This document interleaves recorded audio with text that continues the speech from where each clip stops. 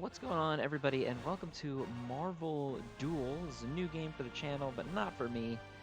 This is a game that I've been playing a ton lately. It's really great. I believe they're called an auto chess style game. It's from NetEase. um, really great game. Tons of fun. I think you guys will enjoy it if you give it a try. I wanted to talk about a deck that I've been using a lot. I just recently hit Conqueror for this season. It's the highest rank you can get. And I wanted to talk about a deck that I've been using a ton. I actually got the skeleton from a user in the official Discord. He calls it the Loki's Game deck. I have made some minor edits, and so I call it Get Help because my version, I think, is... I guess it's not more focused on Thor and Loki than this, but I don't like referring to it as just Loki's Game because one of my favorite things about this deck is the versatility in how you can use the Grandmaster. So the user is 5003 Profit. He is on the official Discord, and I will definitely link you to his original post in the comments so you can see how he plays it versus how I play it. And you can see if you like one or the other any better. So anyway, this is the deck. We're going to start with Thor because one of the main focuses, at least, of the deck is Thor himself. So we're going to go through at the very beginning. You've got the Guard Army of Asgard, just because he's a really good early game card. Scores you wins early on that you may not be able to get otherwise by putting him in the front row, thanks to stuff like Deathbird and other units being able to get his armor and surviving longer. And then we have the Asgardian Shield, which is literally just there as an early cheap taunt source for some of the Hela cards, because this does run on the similar idea as the old Hela combo, the long-standing Hela combo deck. This runs on a similar idea, but it's just a little bit more versatile, I suppose. Maybe not as overwhelmingly powerful if it's not checked, but it is a little bit more versatile, and in my opinion, it's a little bit more fun to play. The 3 costs for Thor, we just have the 2 equipments. You don't necessarily have to run the mace. You could run, Hogan or maybe even Heimdall or Jane or whatever if you really want to. We just run the 2 equipments because we do want our Ragnarok characters to die. So we want our mace to be able to lower their armor so they can still swing in. And they get stronger and stronger as they do that. But it's not the end of the world if you don't want to run it for whatever reason. I really love Hofund on pretty much anyone. Even if you don't want to save it for someone like Thor, Hofund is just a really good card to carry you for a really long time. Our 4 drops, we have Thunderdome and we have Asgardian Feast. Asgardian Feast is a crazy good card. It gives a random Asgardian character +1 power and 6 armor, and it triggers 3 times. But you ideally want to use this when you only have Thor on the board. So that way Thor is getting all 3 triggers. And then Thunderdome is just a continuous tactics card that gets +3 additional armor every time an Asgardian character gains any armor. So for example, if you use Asgardian Feast on Thor, he's getting 3 additional armor for every tick. Same as if he attacks with a Hofund or with Mjolnir or with whatever. He's always going to be getting additional benefits out of that. It's really great in my opinion. You don't really have to run it. I think I have 3. You don't have to run necessarily that many, I guess. I probably take it maybe once or twice a match. The only thing is I don't think that Dragonfang is worth it, and I don't think that you really can go for Throg in this deck. I mean, I guess you could run Throg in its place, but I think when you run Throg, you start mixing your resources too much if your goal is Thor, and it makes it so that, hey, congratulations, guy who just got into the top 50, good for you. It kind of makes it so you're in a weird position, right, where you can't necessarily get everything you want right away, if that makes sense. So, our 5th slot, we've got just a Mjolnir, just as a throwaway equip, just for Thor, just to get some more armor onto Thor. I don't think Odin fits with this, because this deck is not built around Asgardians. Call of Asgard, not particularly useful. Baldur Herman, not really what we're going for. And of course, for Thor, Thor is one of the primary combo pieces of this deck, so you're going to need him at 4. I feel like a lot of people have Thor at 4 now, though, especially with the new crafting system. He is pretty common to have at 4. And then we've got Angela and the Asgardian Glory. So Angela is just a really good card in general. You always want the ability to snipe and by snipe I mean attack somebody out of turn order. Angela is your guy to do that, and then of course she can also give Thor additional armor. She can give your other characters additional armor if she gets the kill. Really great at breaking up board, like placement focus strategies, stuff like Spider-Man, obviously Hela. She's really great at picking those apart. And as Guardian Glory is just there to help you get your 4-star Thor as fast as you possibly can. Okay, so Iron Man, we have 1 Madam Mask and 1 Model 1. I believe 5003 Profits version runs more Madam Masks. I don't really bother with it. I'm not a huge fan of her anymore since she got nerfed. Her health recovery got nerfed a little bit. I don't really think chasing her is a super great option anymore because the recovery is not too strong. But you certainly can. Mark 1 is also just used at 1. He's just a good early game card. Same with the 3s. They're mostly just there to float you a little bit further into the early game. Both Extremis and Hydro Armor are really strong on the turn that they're played. Even at 1 of, just, in the first few turns. So 4 is your economy turn. So you've got both the Iron Patriot at 4 and Tony Stark at 4. So the Iron Patriot is going to let you draw additional cards when you play him. So when you play him, you get a 4 cost. Then you Starburst him to 2 stars, you get a 5. Then you get him all the way to 4 stars, you get a 6 cost. This is purely for just economy and value. And then Tony Stark, maybe the most popular card in the game right now. You give everybody else a piece of equipment, and then you get gems in its place. It's really good for this deck because this deck is pretty combo heavy, so you want to have a lot of gems to roll with so you can get your board combo set up. Iron Patriot is just to kind of help you float until you get into that 5th phase turn, but Patriot can sometimes pull combo pieces that you might not get that early, you know what I mean? So like you may not want to upgrade your shop to 6, but if you're rolling into Iron Patriots, you could get a 5 and a 6 earlier than you would normally be able to get them for your actual combo. And even if you don't get it for your actual combo, you're still getting really good cards just to give yourself some board presence. Now you've got, for 5, you have Stealth Armor and the Silver Centurion Blades. I run 2 Stealth Armors just because he only snipes like Angela does on the initial turn that he's played. So I like the option to be able to either keep him in pocket or Starburst him and drops him again, just if need be.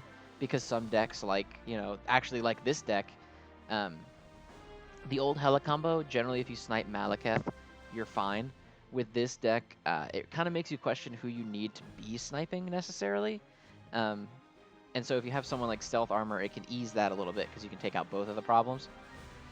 And then for our 6, we have the Nanotech Symbiote, which is a staple on Thor. If you've played this game at all, you know that Thor is always going to want to run one of these or a Taskmaster Shield. And then we have Back to Back, which is, in my opinion, one of the best cards in the game. I don't think that's a very controversial statement. But basically, Back to Back will look at your board, and it will give you another copy of someone that you have on your board. So if you're struggling to get your Thors or any of your other combo pieces, you're not pulling them in the shop, Back to Back can throw you that dupe that you might need in order to Starburst faster. Just such a good card. Such a good card. So now we're going to go into Hela. So Hela, we run a lot of copies of all of these guys, and I might not like that. This might get edited a little bit in the future when it comes to card quantity. So we've got 4 copies of Hush now, which I think might be too much. You could probably go all the way down to maybe 2 on this, and I would still be okay with it. Frost Giant we have at 4, which I like. We have the Frost Beast at 4, and the Destroyer at 4. And then we have Grandmaster. I only have 2. You could take him all the way up to 4 if you want to. I don't really want to spend the gems to craft him up to that point. And then we have Curse at 4. So I generally try not to play the Destroyer. So obviously this is the Hela combo up to this point, except for Curse. Curse is not usually used in combo, but the rest of the cards are. And the goal is the same. You want your Frost Giant, and you want your Frost Beast to get taunt, and you want them to die, so that Grandmaster will make clones. And then those clones are kind of what your win condition is. I know that it's kind of counterproductive to have them at 4 stars, because the idea is for them to die quickly. But I have found that back when Hela used to be the go-to, it didn't matter what you did. You just wanted them to die, right? You just wanted them to get killed as quickly as possible so that Grandmaster could duplicate. Now, with just boards being as large as they are, I have liked them needing to take a couple of hits. I mean, they're not tanking you like forever because they still go away when their armor goes away. But I've liked them to be able to take at least 1 or 2 hits and dish a little bit of damage back before you become reliant on your clones. Destroyer at 4 is mostly just kind of a Hail Mary play, just in case you get him leveled up early. You could honestly run Destroyer all the way down to 1 copy if you really wanted to. I much prefer Curse over Destroyer because Curse is going to attack multiple times, and so he's more likely to KO himself. But if you get a high star Destroyer and you slap something like Hawkeye's Bow or Silver Centurion Blades onto it, and you just watch it eviscerate the entire enemy team in 1 hit, that can be pretty good too. So that's why he's in there. You can cut Destroyer down as much as you want, but I do think Curse should stay. So this is the first major deviation from the Hela combo for this, is that we run Loki instead of Hela. So what Loki does is that when he's equipped, he gains +1 action time, which is whatever. But when he summons an illusion, or when anyone on your board summons an illusion, all of your characters on the board get +4 power. So Grandmaster, when he summons someone, when he makes a clone, that is an illusion. And then Loki at 2 stars gives 8 power, 4 stars he gives 16. And so what happens is that when you have Grandmaster cloning Loki, that counts as an illusion summon. But since the cloned Loki keeps his ability, it ends with both the original and the clone triggering their ability. And then you keep getting Grandmaster proccing more and more Loki summons, so you keep cloning Loki over and over again. And then you end up with like 4 Lokis that are all firing off their ability at the same time. So you get a ton of power really fast that way as your Frost Beast and your Frost Giant and your Curse start dying. This can both amp up Loki himself, and it can also amp up Thor, who is, with Nanotech, generally going to be like your biggest heavy hitter. And he gets a huge, significant buff off of Loki doing this. And we also have Malekith, so Malekith is the kind of the original Hela combo battery. He is the problem child where Grandmaster would clone him forever and the stacks would just become so strong that Hela would have like 500 power before she finally popped off. There's nothing you could really do about it if you didn't snipe him. You use him here a little bit more sparingly, but similar. I'm going to go ahead and talk about the rest of the cards, and then I'm going to come back to general strategy before we get into a test game. I will do it. The test game will probably be maybe even a second video because this is getting a little long-winded, and I don't want this to be like a half-an-hour video. But for the 6 cost, we have just 1 Power of the Gods. I just kind of threw it in there because I didn't like anybody else as filler, really. I think I could probably put Fenris Wolf or even Enchantress here and not be too upset about it. Power of the Gods is pretty much just the filler card because I didn't know what to put there. But I really like the Surtur.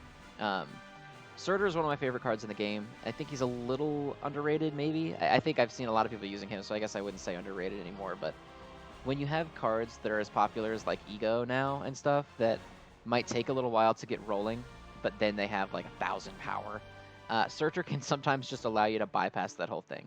I've beaten Egos with hundreds upon hundreds of power and armor just because, you know, their player had to leverage their HP to get their Ego to that point, and then Surtur just bypasses the board and kills them.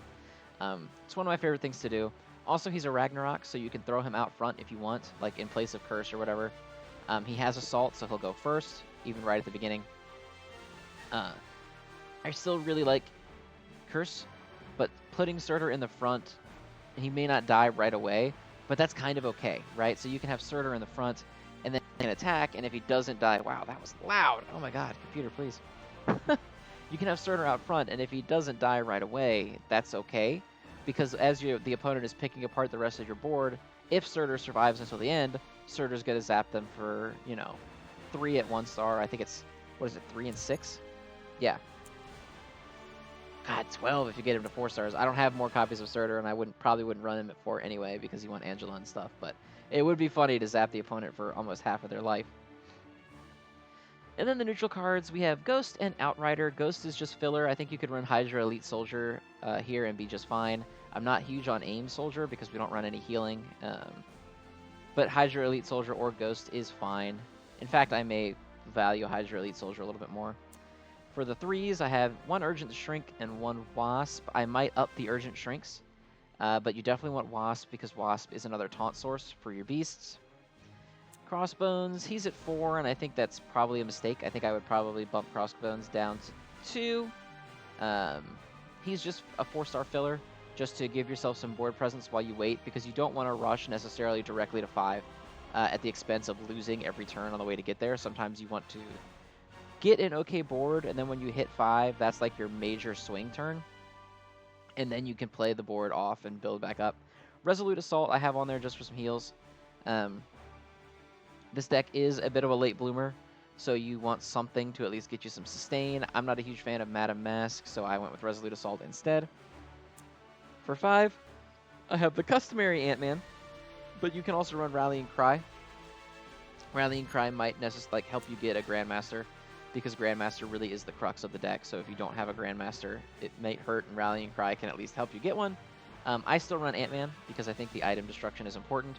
I only run him at 1. You can run some more if you really want the item destruction, but it's not necessary. You're not going to play him in every single game. And then at 6, we have Thanos, who is literally a must-have, because there are some matchups where you just have to snap and pray. And then I have the Black Panther, because in a deck that can use a similar structure to like the big blue defensive deck with a lot of counters, and remember you're putting taunt on both of your beasts, having the Black Panther out will let the beasts get retaliate, the Frost Giant and the Frost Beast, so then whenever they're attacked while they have guard up, they're doing double damage and retaliation, and it leads to a lot of like big swing defensive engagements where enemies are just trying to break through them and they're taking tons of damage, and they will eventually break through them because they're easy to kill. But once they break through, they're already wounded, and now you have a bunch of Lokis that are amping up your whole board, you know? So I really like what Black Panther does for this deck. Now, the general strategy, you play early turns kind of the same way you play it with basically any like Hela combo deck. You don't necessarily bum rush to 5 because you don't want to get overwhelmed and killed, but you kind of move up slowly. You take the initial like shop up, and then shop up after that. I kind of just play by ear when I'm feeling it. I never let it get all the way to 0, but I usually don't do it on the first turn either. I know that's not super descriptive, but you'll have to trust me on that. So the main decision making with this deck comes after you have Grandmaster online. So there's a few cards that you can clone based on how far you are in the game.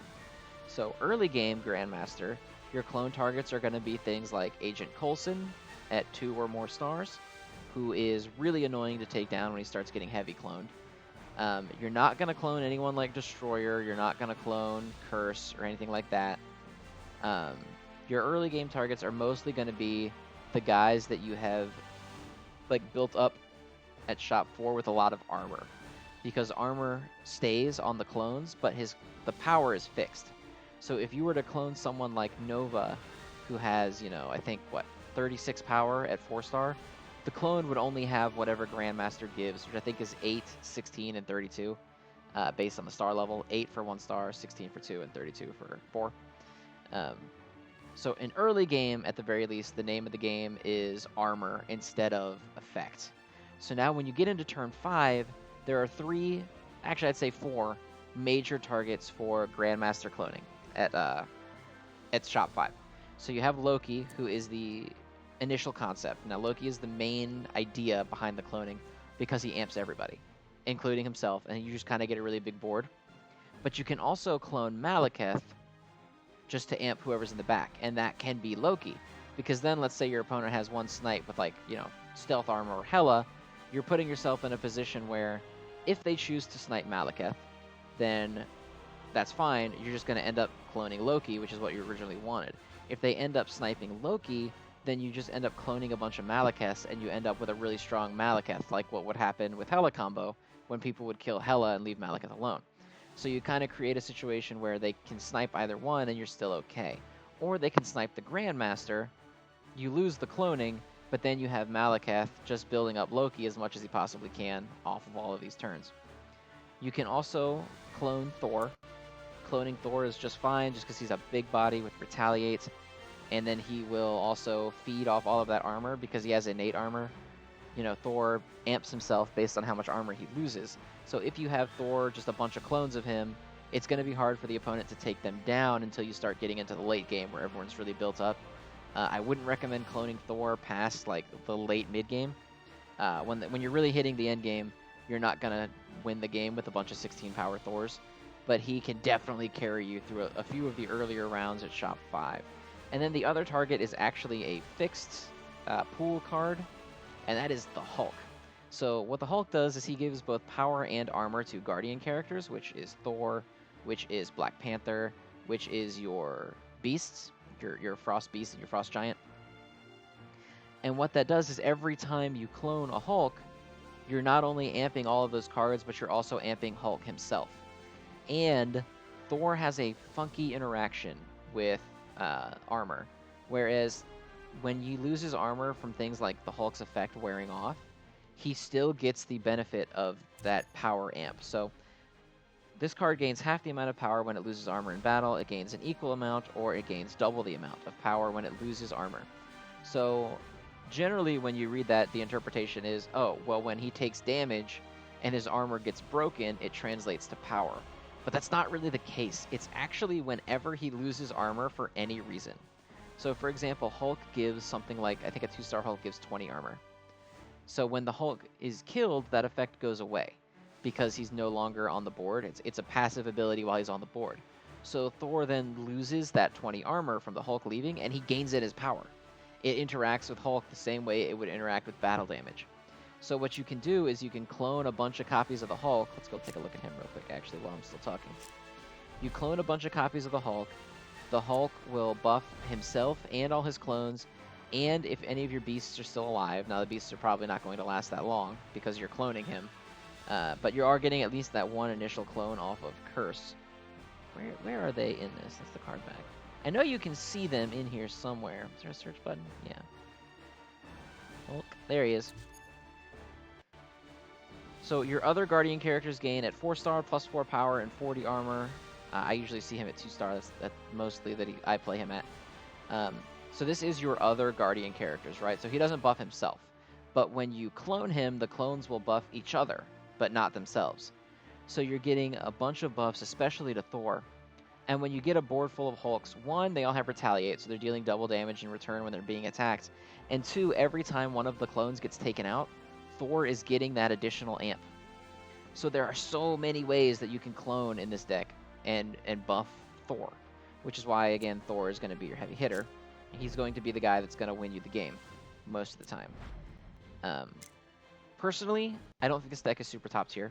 I think it's just incredibly fun. Grandmaster's cloning ability is my favorite ability in the entire game because there's just so much you can do with it. You know, you can clone people like Coulson in the early game just for a big board with a ton of armor. You can clone Malekith, you can clone Loki, you can clone Surtur if you really want to, just to make it so that the opponent has endless chances to be getting blasted by Surtur's effect. It's just a fun, versatile ability.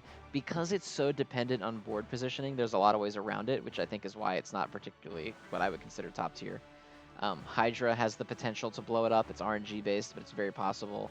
Obviously, snipes can obliterate it if they snipe the right thing. Like, let's say you're banking it all on Loki and you don't have the fallback of Malekith. They take out the Loki, and then you're just cloning some weak Thors or something. That's another way around it. But I do think the strategy is consistent once it gets going. It's extremely fun. And just because of the way Grandmaster works, let's say you don't draw into Loki, or you don't draw Malekith, or you don't draw Hulk, you always have a fallback of different paths that you can take to build up your board. So that you're not really locked into it. Like with the Hela combo, you are looking for Malekith, and you are looking for whoever Malekith is going to amp, and that's the end of it. Whereas with this deck, you have all these different options that you can go for, different paths that you can go down that make the deck versatile. It makes the deck fun. Is it the strongest deck in the entire world? No. Not at all. But it's certainly the most fun deck that I've played. Like I said, I'm not going to really run that practice game. I spent way too long talking about the deck just because I like it. I like the mind game that goes into how you run Grandmaster. So we will touch on a practice game in another video. Maybe we will upload the practice game tomorrow. Tomorrow was supposed to be an off day for me. But I think we'll put the practice game up tomorrow just so people can see this deck played and how you want to play it. I think it's pretty straightforward because, like I said, it takes a lot from the original concept of Grandmaster cloning the board, like with Hela. But instead of focusing on Malekith to amp the Ragnarok unit in the back, you are using Loki to amp the entire board to give yourself a really big board. But still, we'll play a few games with it just to show you guys how it's done. I hope you guys like this. I know it was a little long-winded for a deck overview especially, but I wanted to talk at least about not just the card selection, but how you steer it and why you steer it that way. The different combos with Grandmaster, because I think each one has its place being played based on the matchup. You're not always going to want Loki or Malekith or Hulk, just depending on what you're doing and how your draws have been. So anyway, I will see you guys tomorrow for the practice games. And I hope you guys try out Marvel Duel if you haven't. And if you have tried out Marvel Duel, I hope you guys try out this deck because it is tons of fun. So I will see you guys next time.